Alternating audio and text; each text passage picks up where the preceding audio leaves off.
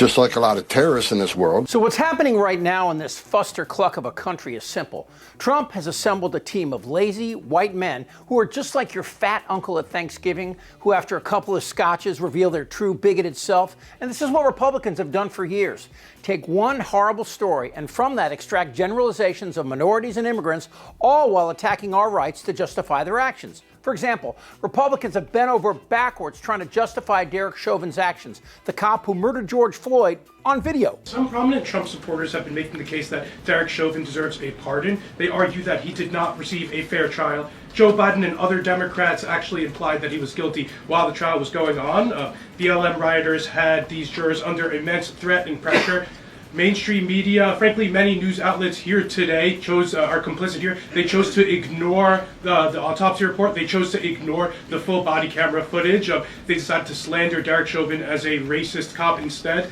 Does the administration believe Derek Chauvin received a fair trial, and will they consider a pardon moving forward? That is, of course, Trump's wet dream. Having jettisoned any dissenting voices from the press corps, he has bootlickers like this hump toss up the most f***ed up ideas and scenarios.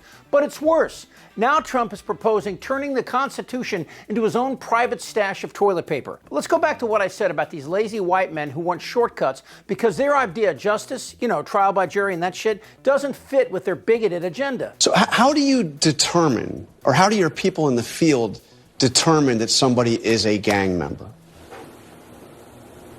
Look, there's various methods. I've noticed in the media this week, That guy's a drunk. Look, there's various methods. I've noticed in the media this week, a lot of them don't have criminal histories. Well, a lot of gang members don't have criminal histories.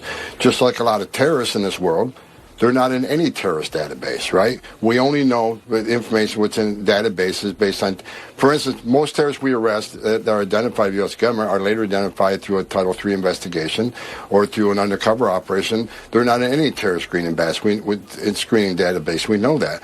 A lot of gang members, I started as a cop in 1984. Many gang members don't have a criminal history. So we have a count on social media. We have a count on surveillance techniques. We have a count on sworn statements from other gang members. We have a count on, wiretaps and Title III. Everything involved with criminal investigations come into play. So just because someone hasn't been arrested and charged with a crime yet, doesn't mean they're a member of a gang. But how do you? I mean, what we've heard from lawyers representing some of these people is that they deny that they're members of this gang. Or either, Tren de Aragua or MS-13. Do they get a chance to prove that before you take them out of the country and put them into a notorious prison in a country that they're not even from? I mean, do they have any due process at all? Look, due process. Where was Lake and Ronnie's due process?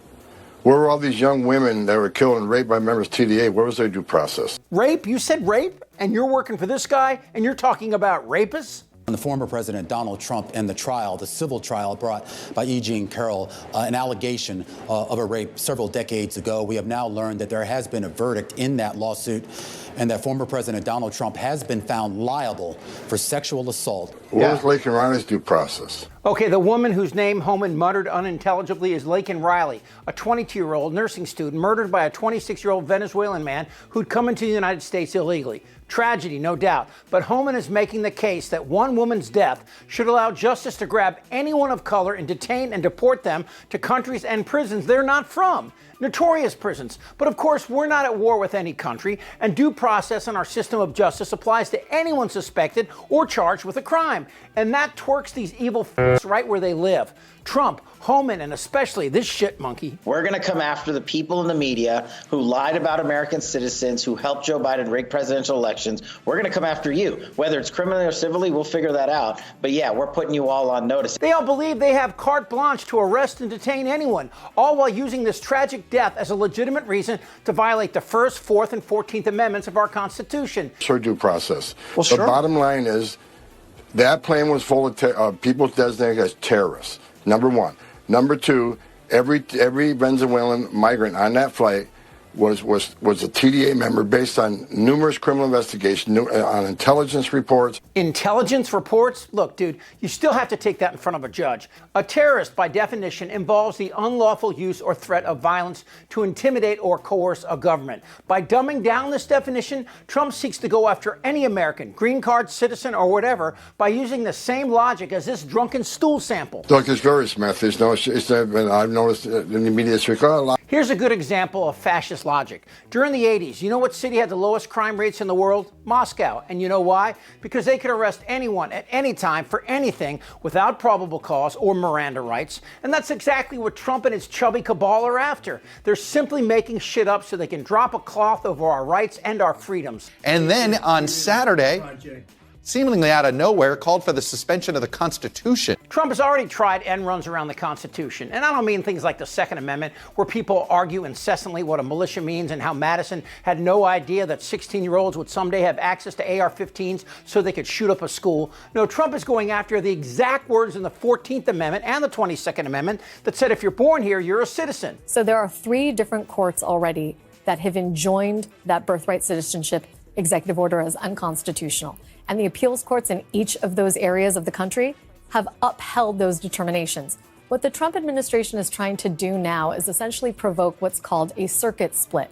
They want the court to say it's untenable for a single district court to impose a nationwide injunction. Why do they want that? Because if they get the court to say that you can't do that, then theoretically the plaintiffs have to go to other places in the country that are less favorable for them, try to enjoin this birthright citizenship ruling. They will likely lose in one of those places, which will allow the administration to implement it in those places, but more importantly, set up a dispute between 2 federal appeals courts, and that's how you get to the Supreme Court. And of course, Tiny Fingers is being encouraged to run again, despite the 22nd Amendment's literal language prohibiting a 3rd term. Should I run again? You tell me. There's your controversy right there. There's your controversy. We want Trump in 28. That's what they can't stand. A man like Trump comes along only once or twice in a country's history. So now Trump is gaining momentum that he can just ignore the courts. But should there be sufficient Republican pushback on ending our democracy, Trump has another plan from a close friend. When Vladimir Putin was constitutionally barred from serving a 3rd consecutive term as president of Russia, he assumed the role of prime minister under President Medvedev. While the office of prime minister is normally the subservient position, Putin was a de facto leader during this whole period. And that's why Trump said, no, J.D. Vance won't be following me. Do you view Vice President J.D. Vance as your successor, the Republican nominee in 2028?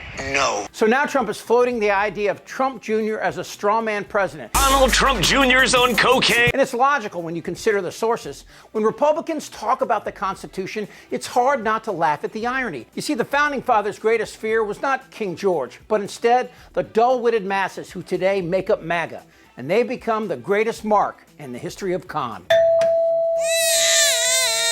Goddamn right. Bloated and fat and disgusting. I like that. We're a nation that speaks English. Look, if something like this, that thing's goggling. I don't want to talk about this stuff. Am I wrong? Yes. Tick-tock. You're in a lot of trouble, Donnie. I think he's crazy. I'm Chip Franklin.